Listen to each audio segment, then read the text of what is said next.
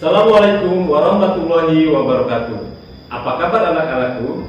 Kita bertemu lagi dalam pembelajaran muatan lokal daerah, yaitu seni rampak bedug. Kemarin kita sudah membahas tentang musik rampak bedug, waditra rampak bedug, nama-nama alat dalam kesenian rampak bedug. Nah, pada kesempatan ini kita akan membahas tentang gerak tari rampak bedug. Pada dasarnya, gerakan-gerakan tari rampak bedug tidak ada yang dibakukan, namun bukan berarti kita bebas untuk mengkreasikannya. Hal yang tidak boleh hilang adalah unsur gerak silat yang menjadi gerak pokok tariannya, dan itu merupakan ciri khas dari tarian rampak bedug itu sendiri. Rampak bedug awalnya tidak memiliki gerak tari. Adapun yang menyebabkan terbentuknya tarian dalam seni rampak bedug adalah berawal dari spontanitas pemain tersebut. Tari rampak bedug ini awalnya dibuat oleh Ibu Eli dari Sanggar Ekayana dan tokoh rampak bedug dari Pandeglang, yaitu Haji Ilen. Pada sebuah event yang diadakan oleh Kementerian di Jakarta, dan itu pun hanya beberapa gerakan saja. Nah, anak-anakku, seiring dengan perkembangannya, rampak bedug ini dikembangkan oleh Haji Ilen. Nah, Haji Ilen ini membuat sebuah gerakan yang mengikuti musik dari lagu-lagu bedug tersebut. Adapun gerakan tersebut mengambil dari sebuah gerakan silat. Nah, anak-anakku, dalam gerak tari seni rampak bedug ini bukan hanya gerakan silat saja. Ketika kita melihat dari rampak bedug kreasi, ini ada suatu nuansa Islami. Nah, yang dimaksud dengan nuansa Islami di sini, awalnya gerak tari rampak bedug banyak memperhatikan unsur Islaminya. Salah satu contoh, ketika lagu sholawat yang dimainkan, itu tidak banyak gerak tari yang dilakukan, apalagi sampai pada pengolahan gerak pinggul yang berbuah geok. Cukup dengan gerakan sederhana saja. Nah, dari situ bisa kita simpulkan dengan gerakan sederhana itu bisa menjaga nilai-nilai Islaminya. Berbeda dengan perkembangan sekarang, gerak tarian rampak bedug ini sudah menggunakan gerak tari jaipongan, tari kipas, dan lain-lain. Nah, ini merupakan sebuah kreasi baru yang tercipta dari seni rampak bedug itu sendiri.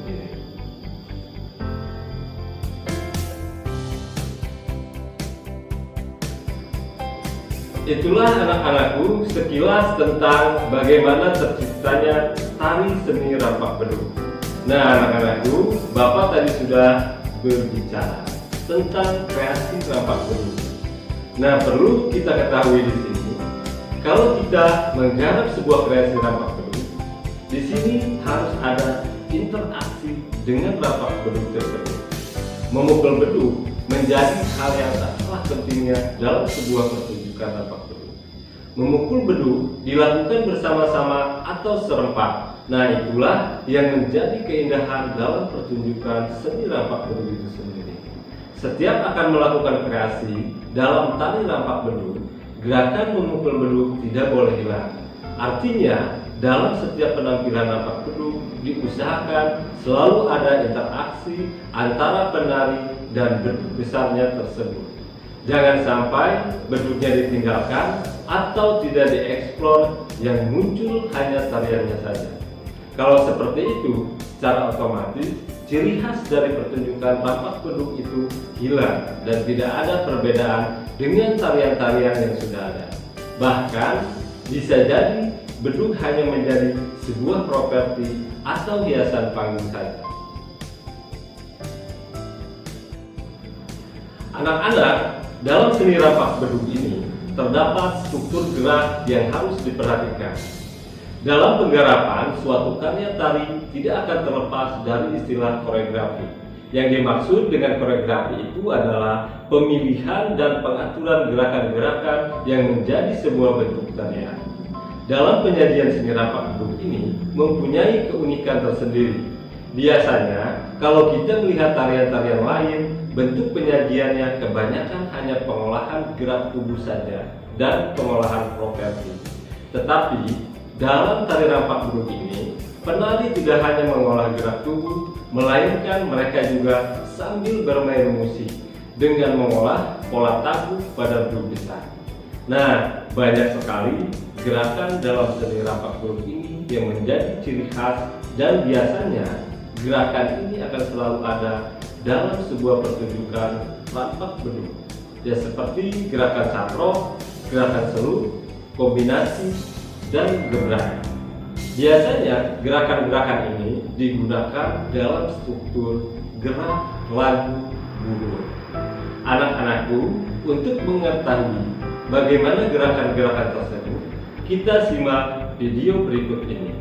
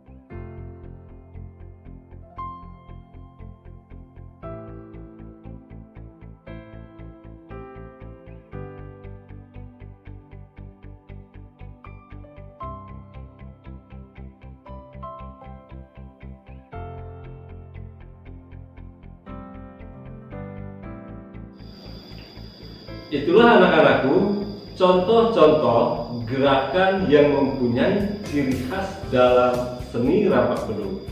Biasanya gerakan itu dilakukan pada saat pertunjukan, dan itu merupakan gerakan pokok, biasanya digunakan oleh sanggar-sanggar baik di Pandeglang maupun di luar Pandeglang, atau kita katakan di Banten khususnya.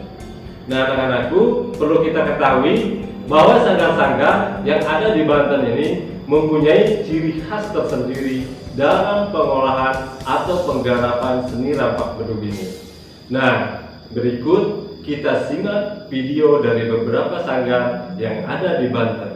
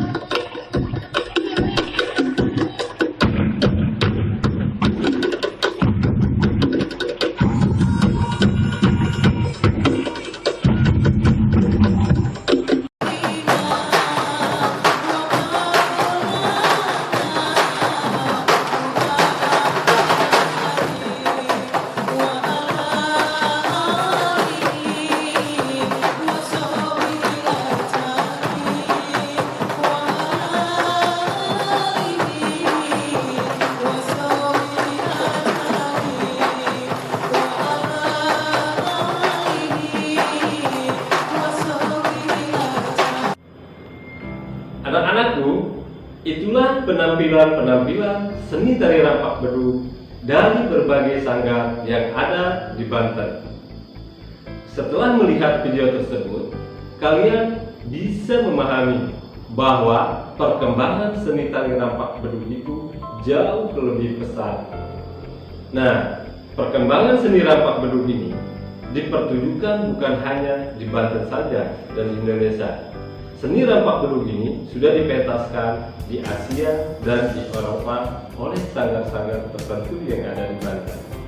Nah, anak-anakku, untuk materi selanjutnya kita akan membahas tentang busana rampak bedug. Bagaimana busana pada zaman dulu dan perkembangannya sampai sekarang. Sampai di sini dulu perjumpaan kita. Salam seni, salam budaya. Assalamualaikum warahmatullahi wabarakatuh.